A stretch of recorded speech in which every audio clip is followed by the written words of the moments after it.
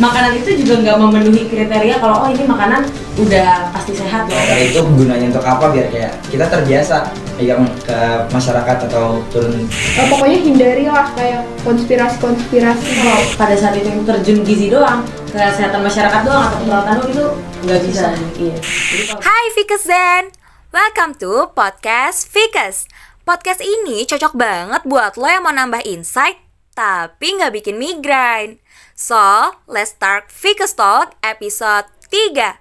Happy listening! Halo Fikezen, selamat datang di podcast Fix Talk yang ketiga. Dengan gue, Anissa Muterasari sebagai moderator dari Prodi S1 Kesehatan Masyarakat. Kali ini kita akan berbincang mengenai topik yang lagi hangat dibicarakan nih, baik oleh mahasiswa ataupun masyarakat nih, karena tentang kesehatan. Judulnya itu peran mahasiswa kesehatan dalam meningkatkan derajat kesehatan masyarakat. Tapi kali ini seperti yang kalian lihat, gue nggak sendirian. Di sini ada kakak-kakak yang cantik dan ganteng. Oke, sebelum mulai kita kenalan dulu kali ya. Boleh langsung? Oke, halo Fikezen, kenalin gue Zahra Jawas, gue dari Prodi Gizi angkatan 2020. Oke, halo Kak Jawas. Boleh langsung lanjut? Oke, halo Fikezen, kenalin gue Aulia dari Prodi S1 Keperawatan angkatan 2020. Salam kenal semuanya. Salam kenal Kak Aul. Boleh lanjut? Halo Fikezen, kenalin nama gue Askia, biasa dipanggil Kia, gue dari Kesehatan Masyarakat Angkatan 2020. Oke, halo Kak Kia. Dan yang paling ganteng nih di ujung sana, ada siapa nih? Halo, kenalin, nama gue Raffi Daru dari Fisioterapi angkatan 2021. Oke, karena udah berkenalan, kita tanya kabarnya dulu. Gimana kabarnya? Baik, Alhamdulillah. Baik, alhamdulillah. Semoga dalam keadaan yang sehat ya, kakak-kakak. Oke, karena sesuai dengan tema yang dibawain kali ini yaitu kesehatan ya, teman-teman. Jadi di sini ada gizi, keperawatan, kesehatan masyarakat dan fisioterapi dari Fakultas Ilmu Kesehatan Veteran Jakarta. Oke, kita karena tadi udah kenalan, udah ya membangun suasana gitu ya. Kali ini aku pengen dengar cerita dulu kali ya. Kesibukannya lagi apa? Aku? Iya, Jawas.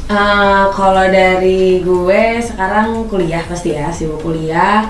Terus organisasinya ada BEM, gue ikut BEM U, sama UKM basket. Oke, wah alhamdulillah ya bisa di sini sama kita. Waktunya udah dilawangkan nih Fikezen. Alhamdulillah. Ya terima kasih ya untuk Kak Jawas. Kalau Daru, apa nih kesibukannya? Kalau gue sendiri sih lagi sama kayak Kak Jawas, sibuk kuliah juga. Terus gue juga ikut himpunan fisioterapi sama ikut futsal sih dari BEM Fikes. Oke, mantap ya, futsal olahraga juga tuh, kesehatan juga kan, relate. Kalau dari Kak Aul?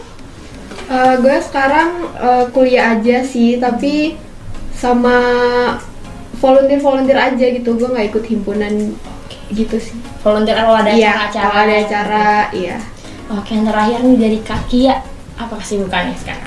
Kalau gue akhir-akhir ini sama kali ya, lagi sibuk kuliah pasti dan juga organisasi, sama mungkin lagi ngurus beberapa perlombaan juga kali ya. Oke, mantap. Berarti teman-teman di sini semua pada produktif ya, alhamdulillah. Oke, karena tadi udah nih kita tanya-tanya kabar, tanya kesibukannya. Mungkin langsung aja nih kita ke topik pertama ya. Aku punya pertanyaan nih, pertanyaan pertama. Menurut Kak Jawas, mahasiswi gizi, dan juga Kak Kia sebagai mahasiswi kesehatan masyarakat ya, gimana sih keterkaitan antara materi kuliah yang selama ini kalian pelajari gitu, yang kalian selama 5 semester ya ini dengan derajat kesehatan masyarakat? Boleh? Oke, kalau dari gue keterkaitan itu pasti ada ya.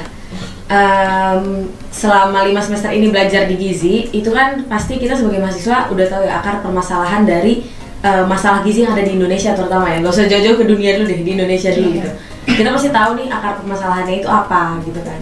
Nah, contoh dari ada salah satu matkul yang gue pelajarin, itu ada namanya ketahanan dan keamanan pangan. Oke. Nah, dari situ kan kita belajar nih, apakah Indonesia itu sudah mencapai ketahanan pangan gitu kan.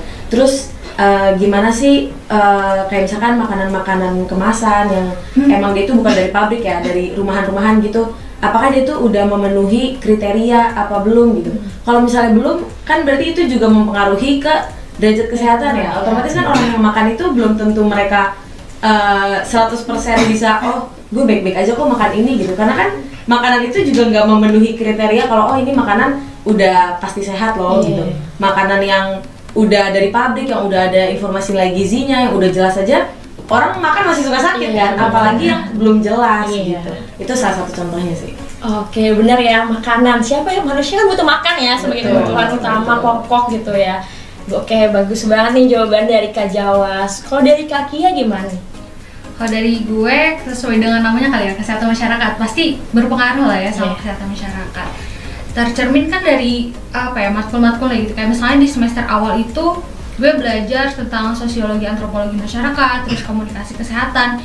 Yang mana kalau misalnya kita mau menaikkan derajat kesehatan masyarakat kan kita harus terjun ke mereka nih.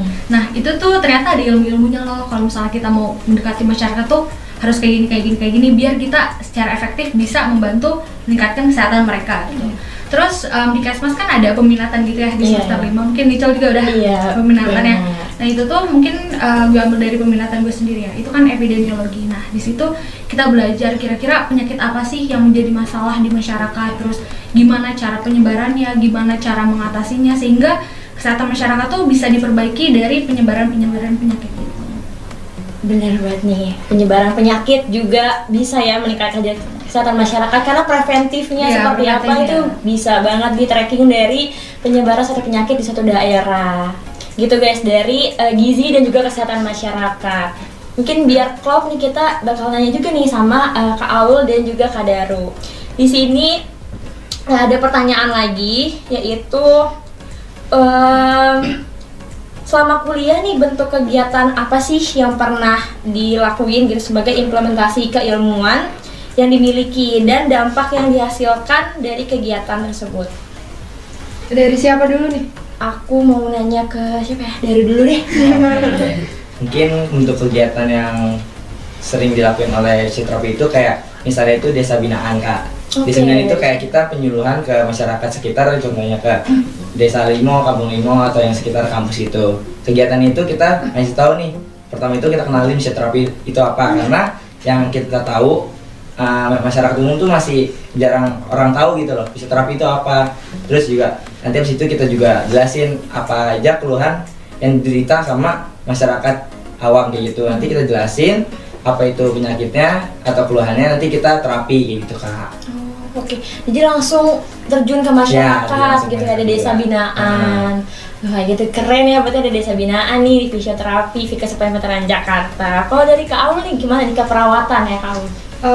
Implementasinya tuh sebenarnya rada sama ya sama fisioterapi, tapi kalau kita tuh ada pengabdian masyarakat. Nah itu kan kita pertama nyari tahu dulu nih concern masyarakat tuh apa gitu kan, tentang kesehatan tentunya ya.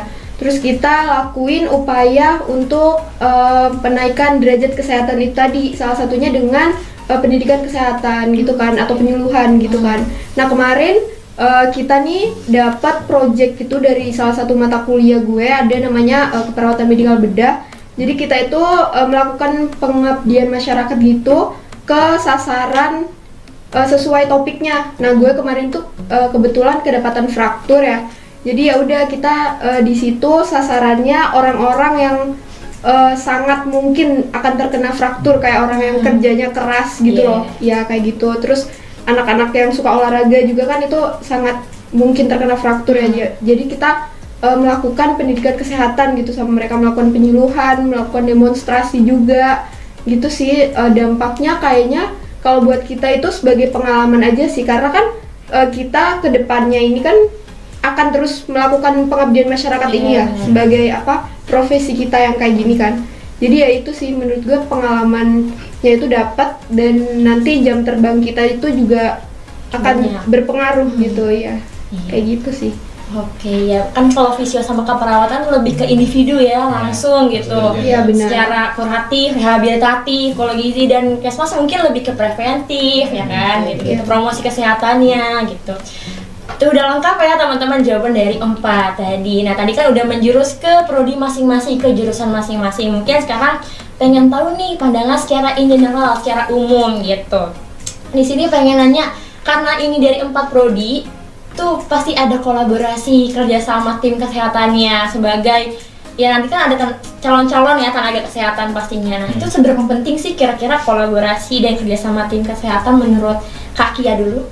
Oke, kalau menurut gue pribadi sangat penting ya, karena kan kebetulan di Kesmas juga di semester 5 ini tuh ada mata kuliahnya ya, kolaborasi kerja sama tim kesehatan. Nah dari situ tuh gue sadar gitu, kalau misalnya kita mau memberikan pelayanan ke masyarakat atau mau meningkatkan taraf hidup kesehatan mereka tuh, kita nggak bisa kerja sendiri. Ini khususnya di bidang kesehatan ya, kayak misalnya Kesmas lebih kepada promotif dan juga preventifnya, dimana mereka nggak bisa nangani masyarakat dalam aspek kuratif dan juga rehabilitatif kan. Nah mungkin di situ bisa dari teman-teman keperawatan atau teman-teman fisioterapi kan yang di situ gitu. Jadi menurut gue sangat penting karena dalam melayani masyarakat tuh nggak bisa dari satu bidang keilmuan aja. Oke, bagus jawabannya. Kita lengkapi lagi nih jawaban dari Kak Daru, boleh?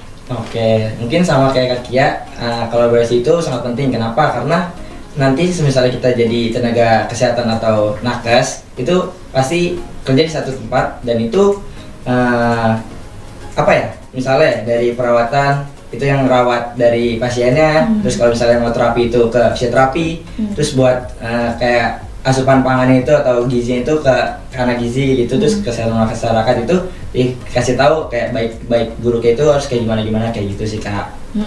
Bener, kalau misalnya nanti udah kerja kan pasti nggak cuma fisio doang ini, kita butuh bantuan dari tenaga lain yang mungkin punya keilmuan yang berbeda gitu. Jadi penting banget nih kolaborasi dan kerja sama tim kesehatan. Kalau dari Kak Jawas gimana? Oke, kalau dari gue setuju sama Kia sama Daru ya, karena benar kita tuh nggak bisa kerja sendiri sebagai tenaga kesehatan. Karena kesehatan itu kan berhubungan banget ya, dari gizi, asupannya itu dari anak gizi gitu kan, keperawatannya dari anak keperawatan, terus untuk kesehatan yang secara menyeluruhnya dari kesehatan masyarakat, terus fisio, dokter juga, apoteker juga, itu kan kita saling berhubungan ya. Karena nanti kita kerja itu di satu tempat ya, di rumah sakit, satu atap, kita tuh semua tuh ada kita di situ.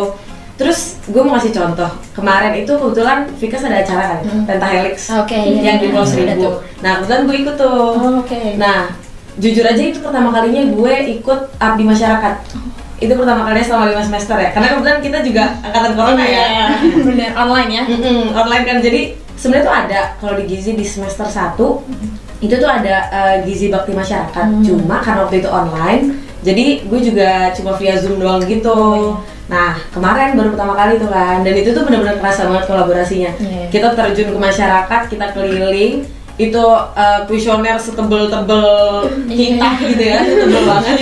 Itu kita bagi kan, itu kalau misalnya sendiri tuh nggak akan sanggup sih. Capek juga. Iya benar, udah capek terus nggak ngerti juga. Karena apa yang kita pelajarin mungkin sebagian besarnya, bukan sebagian besar, sebagian kecilnya kita ngerti ya karena umum kan. Cuma kan kalau udah mendalam-mendalam itu kan nggak ngerti. Dan itu kita butuh kolaborasi di situ. Butuh keilmuan lain. Iya benar. Terus kayak kita nanya kan tentang ketahanan pangan di rumahnya gimana. Terus apa sih namanya, stok pangan mereka di rumah gimana, gitu-gitu lah pokoknya. Terus apa sih, ngukur antropometri untuk ngukur status gizinya gitu kan. Terus dibantu sama keperawatan, ngukur waktu itu apa tuh tensi, terus gula darah, terus fisio juga ngecek anak-anaknya tuh kalau nggak salah waktu itu. Dan itu kerasa banget kolaborasinya. Mungkin kalau pada saat itu yang terjun gizi doang, kesehatan masyarakat doang atau keperawatan doang itu nggak bisa sih. Iya. Jadi kolaborasi itu penting banget. Penting banget ya, benar banget tuh tadi. Jadi masyarakat bisa mendapatkan manfaatnya dari teman-teman 4 prodi ini gitu. Kalau yang terakhir ini dari Kak Aul.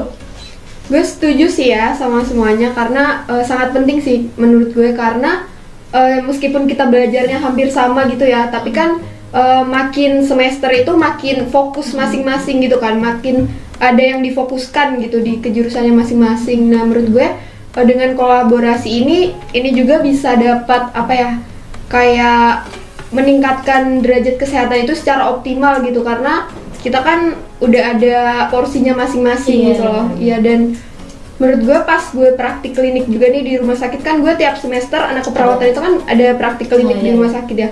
Itu kerasa banget sih, kayak dari semua tenaga kesehatannya itu kayak bekerja sama gitu loh, nggak emang cuma satu profesi aja gitu. Jadi semua itu saling ngelengkapin gitu sih, menurut gue kayak gitu. Saling melengkapi biar optimal. Iya, biar ya. optimal. Optimal ya teman-teman. Jadi apa yang diberikan itu tuh manfaatnya 100% gitu yang dikasih, tapi dengan adanya kolaborasi ini jadi nggak capek sendiri gitu ya, dibagi-bagi sesuai dengan keilmuan yang dimiliki gitu. Nah ini ada yang pertanyaan terakhir nih, mungkin lebih ke tips ya, tips untuk mahasiswa atau mungkin yang nonton nih calon-calon mahasiswa gitu ya, jadi nanti kedepannya kayaknya gue gini aja deh, ini soal dari Kak Jawas ada kegiatan ini, kayaknya gue pengen juga deh gitu. Jadi ini ada pertanyaan, punya nggak sih tips untuk mahasiswa atau mahasiswa kesehatan agar dapat berkontribusi nih dalam meningkatkan derajat kesehatan masyarakat, kayak kegiatannya apa atau bikin apa gitu, boleh dari Kak Kia dulu. Oke, kalau dari gue intinya kuasai apa yang menjadi bidang keilmuan teman-teman masing-masing. Kayak misalnya Jawas kan dari gizi, atau awal dari keperawatan, dari fisio, itu kalau bisa kuasai dulu. Tapi jangan menutup diri dari bidang keilmuan lain. Kita juga harus tahu, sekedar tahu mah harus lah gitu. Karena kan nanti kita jatuhnya kolaborasi lagi kan. Terus kalau selama jadi mahasiswa, kalau bisa ikut banyak kegiatan kayak tadi ya, bakti masyarakat atau misalnya desa binaan dan lain sebagainya, karena bisa jadi itu tuh buat gambaran kita ke depannya nanti seperti apa terjun langsung ke masyarakat. Oke, kayak gitu ya teman-teman. Kalau dari Kak Aul? Pesan gue buat mahasiswa ini sebenarnya dosen gue pernah bilang nih, kalau kita itu sebagai mahasiswa kesehatan ya, kita itu jangan berpatokan pada logika berpikir konspirasi gitu, karena kan kita tahu ilmunya ya, kita belajar keilmuannya gitu. Jadi jangan sampai pokoknya hindarilah kayak konspirasi gitu. Mending kita fokus sama konteks esensi kesehatan yang udah kita pelajari kayak gitu, kata dosen gue ya waktu itu. Terus pokoknya kalian semua iyalah kayak kata Kia tadi, dalami jurusan masing-masing gitu, profesinya masing-masing, biar nanti kita juga bisa pas terjun langsung gitu, pas udah jadi profesional, tenaga profesional, kita bisa membantu meningkatkan derajat kesehatan masyarakat kayak gitu sih. Iya. Kalau dari Kak Jawas? Kalau dari gue nambahin dari Kia sama Aul kali ya, karena emang benar kita harus mendalami ilmu yang kita punya, tapi kita nggak boleh menutup diri. Terus yang tadi Aul bilang juga, terus gue cuma mau nambahin, kalau jadi mahasiswa itu, terutama mahasiswa kesehatan ya, jangan sampai kita pasif, karena kita itu pasti nanti akan terjun langsung ke masyarakat. Kita tuh yang kita pegang tuh orang hidup loh, bukan benda mati. Jadi tuh nyawa mereka tuh di tangan kita gitu loh. Dan menurut gue selama kita jadi mahasiswa, buat teman-teman calon mahasiswa juga, nanti kalau udah jadi mahasiswa harus rajin-rajin, menurut gue ya, harus rajin-rajin ikut turun ke masyarakat sih. Karena itu adalah gambaran kasar dari apa yang bakal lo lakuin nanti ketika lo jadi tenaga kesehatan beneran gitu. Oke, yang terakhir nih dari Daru. Ya mungkin izin nambahin dari Kak Kia, Kak Aul, sama Kak Jawas ya. Bener apa kata mereka bertiga, cuma izin nambahin yang ya benar, kita sebagai mahasiswa kesehatan itu harus kayak aktif. Kayak misalnya dari bidang masing-masing tuh ada kegiatan apa sih yang kayak langsung terjun ke masyarakat gitu. Terus misalnya kalau misalnya itu ada kegiatan kolaborasi kayak misalnya Pentahelix, terus juga kemarin ada Bikes Mengabdi. Nah itu kita harus cari tahu kapan sih tanggal atau acaranya itu ada, jadi biar kita bisa tahu nih apa sih itu acara itu gunanya untuk apa, biar kayak kita terbiasa megang ke masyarakat atau turun langsung gitu. Iya benar, ibaratnya nih pas lagi kuliah itu persiapan untuk sebelum kita beneran jadi tenaga kesehatan profesional. Karena ibaratnya kalau misalnya kita belajar secara materi aja, nggak praktek tuh nol ya kan? Iya benar. Ya kan, jadi kayak tahu materi tapi pas lagi praktek nggak pernah melakukan, jadi kan agak gimana gitu ya, kurang andal gitu dalam melakukan praktek gitu teman-teman. Karena teori sama praktek sebenarnya beda jauh sih. Tapi kita belajar di kelas sama turun tuh linglung dulu sebenarnya awal-awal. Masyarakat juga kan punya budaya atau sifat yang beda-beda dari masyarakat. Benar. Apalagi kalau kita di kelas, dosen ngejelasin pakai bahasa-bahasa yang tinggi ya. Dan kita kalau ngejelasin ke masyarakat kita harus pakai bahasa yang awam. Iya, harus yang friendly gitu. Bisa diterima. Iya, yang harus bisa mereka terima. Benar banget nih teman-teman, dicatat ya tadi tipsnya, atau ikut kegiatan, volunteer, mengabdi masyarakat, atau juga bisa mungkin ngupload jurnal, artikel gitu kan, itu bisa sebagai akademik kita juga, terus membantu orang lain juga untuk mungkin membaca kan, kasih manfaat juga gitu ya. tadi udah tuh pertanyaan empat-empatnya, mungkin kita tutup dengan closing statement mungkin ya. Kita kasih closing statement dari Kak Jawas untuk teman-teman yang menonton Fikazen tentang kesehatan masyarakat nih gimana? Oke, kalau dari gue sebenarnya rajin-rajin belajar aja, rajin-rajin belajar dan jangan malas buat keluar kelas. Maksud gue lo rajin-rajin lah untuk ikut kegiatan A, B, C. Nggak harus kegiatan Abdimas aja, kegiatan apapun, karena dari situ pasti nanti lo bakal ketagihan sih buat ikut. Oh di kegiatan ini gue mau ikut gitu. Pokoknya jangan pasif, jangan jadi orang pasif. Oke, mantap. Lanjut. Setuju banget sama Jawas. Dari tadi gue pengen ngomong kayak gitu juga ya. Sama, pokoknya iya sih, manfaatkan gitu. Kita kan mahasiswa nih, nggak semua orang bisa jadi mahasiswa gitu kan ya. Jadi ya udah manfaatkan hal itu, kayak pokoknya ikut semua apapun yang kalian pengen, terutama yang akan bermanfaat gitu untuk jenjang karir kalian nanti. Kayak gitu sih. Oke, kita lanjutin ke Kak Kia. Oke, kalau closing statement dari gue intinya do something today that your future self will thank you for. Apapun itu yang kalian lakuin sekarang, kalau bisa kalian harus ingat gitu. Itu tuh bakalan berpengaruh gimana ke depannya, masa depan kalian seperti apa. Makanya tadi ikut banyak kegiatan, ikut banyak volunteer. Nah, itu kan bisa ngaruh ke masa depan kita gitu. Jadi mumpung masih muda, mumpung masih jadi mahasiswa, bijak-bijaklah dalam memilih kegiatan dan pikirkan nanti ke depannya itu bakal jadi seperti apa. Lanjut ke Daru.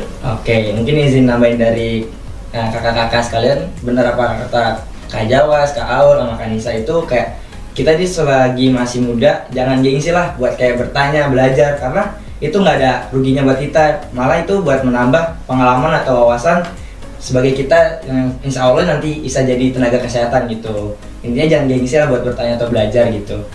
Oke, mantap. Sebenarnya saya speechless ya, karena dari closing statementnya tuh bener-bener kayak kita nampol banget nih di hari saya gitu. Karena gimana ya? Karena relate juga gitu sebagai moderator tuh kayak mendengar jawaban-jawaban dari kakak-kakak gizi, keperawatan, kesmas juga fisio tuh ngebikin kayak lebih semangat aja gitu untuk belajar, karena kan kita masih lama ya untuk lulusnya, dan jadi semakin semangat untuk pengen dia terjun ke masyarakat lagi gitu, karena kesehatan masyarakat kan sering banget ya kayak ngadain promosi kesehatan, tapi emang seru banget teman-teman. Tapi kayaknya nggak kerasa ya ini waktunya ya kita ngobrol-ngobrol kayak Kalau gitu. masih pengen ngobrol lagi ya? Iya, padahal masih pengen ngobrol cuma nanti sejam gitu kan. Gimana nih Fikazen, seru banget kan ya kita obrolan tentang kesehatan masyarakat sekalian membangun wawasan-wawasan yang dimiliki dari masing-masing prodi dan menjadi satu kesatuan tadi yang kolaborasi dan kerjasama tim kesehatan. Oke sih, gitu aja ya. Karena kita udah semua nih yang ditanyakan, mungkin dari gue selaku moderator minta maaf jika terdapat ada kesalahan kata maupun sikap dari kami. Sekian untuk podcast Fix Talk yang ketiga kali ini. Jangan lupa di like, comment, dan subscribe. Goodbye guys. Goodbye. Thank you for listening, Fikazen. Sampai jumpa di episode berikutnya. Don't forget to follow our social media on cover. Bye-bye!